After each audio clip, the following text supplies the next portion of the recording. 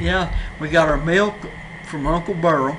We'd trade eggs and different things, and Mama'd get 2 gallons of milk a week, and then she'd take that 2 gallons, split it in half, make a half a gallon, and then use pet carnation instant milk in it, and then fill it up to a gallon. So we'd get 4 gallons of milk a week, and that was the whole milk, I guess you'd call it, but to make milk stretch out. We raised a big corn patch in order to let it dry out. My grandpa had a mill, and so we could take it down as we needed to and have him grind cornmeal for us. Yeah. And Dad bought milk and butter off of Grandpa. He had a cow. Yeah. We had chickens, so we had those. Yeah. And then all the vegetables we had. We were pretty poor until Dad got on permanent with the national park, Great Smoky Mountains National Park. And he came in one day and he brought 10 cases of quart jars. And that was a fortune, back then. And he bought them, and he says, we always run out of food along about the 1st or middle of March. There wasn't that much. We ate potatoes out of the garden, we ate onions out of the garden, and then the butter and eggs, the butter and milk from Grandpa Braz and cornmeal. And that's all we had for like February, March, and April until the gardens come in.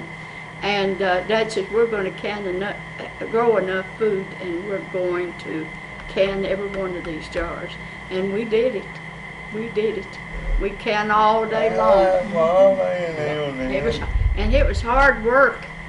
Remember how hard it was? Yes. I was talking to Vic the other day. I'm ready for some fried soup. Fried soup. I know you've had fried soup, where you take everything that you're going to put in like a regular vegetable soup, but you add a little cornmeal to it and fry it. Oh yeah, yeah. I love that. Take some patty pan squash and yellow squash and zucchini, onions, green tomatoes, some You're corn. making me hungry. Isn't it? That's some good stuff though. Fried Put everything soup in it you is. put in soup, but you rolled it in cornmeal instead of adding the soup, the juice to it. Oh, and okra. And then fried. Have some okra in it. That's some good stuff. Yes, it is. Take that great old big.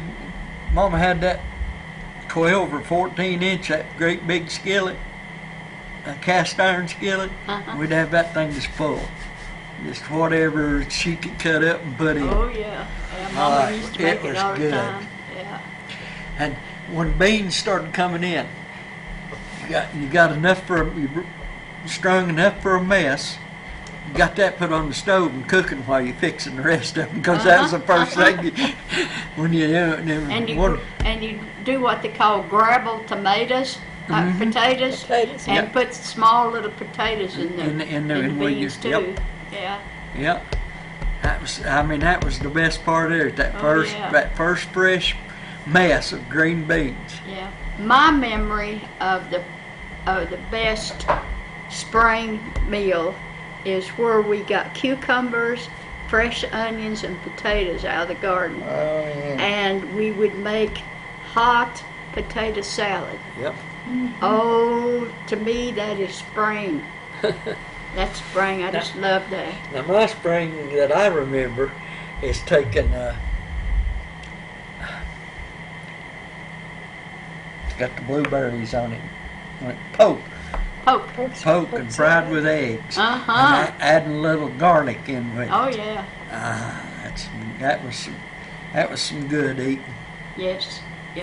And we used to have dryland cress, and we had watercress. Yeah. And I was traveling at my house. We had a holler. It had nothing but peach trees in it, and in the branch was watercress, and me and my grandmother Williams was walking up gathering it. She reached over and got some narrow leaf dock and put it in with the cress. And I said, Granny, you're picking weeds. She said, what do you think you're doing?